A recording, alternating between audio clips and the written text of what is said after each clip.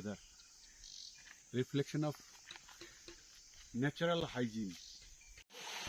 আমরা শুনেছিলাম যে এলাহাবাদে গঙ্গা যমুনা আর সরস্বতী নদী উপরে নেই কিন্তু নিচ দিয়ে বইছে। এখানে একটা দেখতে পাচ্ছি এই ধরনের, এদিকে জল আছে ব্রিজটার ওপাশে কোনো জল নেই, একদম ড্রাই।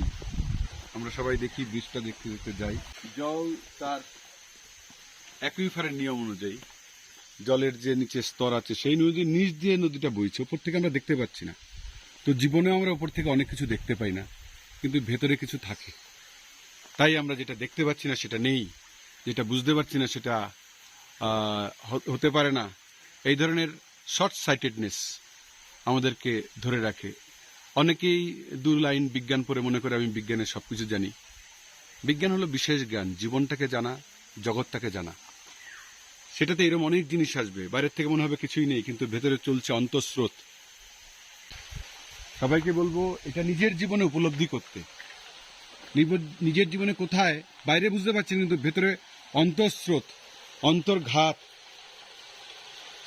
অনেক কিছু ঘটছে। স্বাস্থ্যে, সম্পর্কে, সমৃদ্ধিতে, শান্তিতে, আনন্দে একটা ভেতরে একটা কিছু ঘটছে। সেটাকে যে ধরতে পারবে সে নিজের জীবনটাকে নিজের মতো করে তৈরি করতে পারবে। All the best.